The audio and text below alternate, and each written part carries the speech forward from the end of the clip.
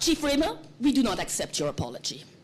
On Wednesday, the Toronto police found a way to make an apology feel like a punch in the face. In response to literally nobody asking for one, the Toronto police preemptively apologized for data found in an internal report that, unsurprising to everybody who's been paying attention, showed that use of force incidents and strip searches are disproportionately used on Black and Indigenous communities. This, of course, follows decades of people from these communities talking about strip searches of Black women in public, talking about the use of SWAT teams to deliver warrants, the endless use of tasers and punches to the face and weapons, all the way up to the killing of Black people. What we did not ask for is an apology.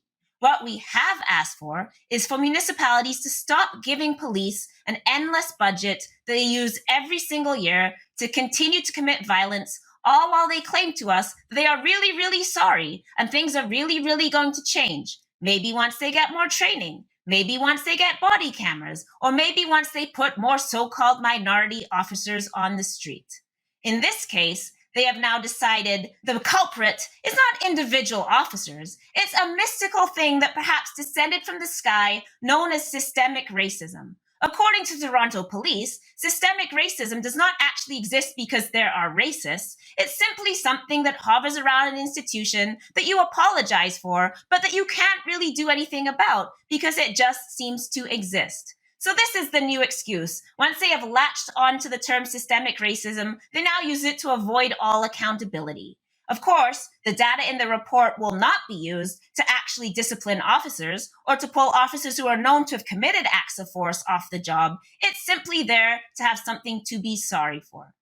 Lest we forget, a few years ago, the Toronto Star issued a report detailing Toronto Police's many various crimes and violences and acts of terror upon communities. And in response, the Toronto Police threatened to sue the newspaper.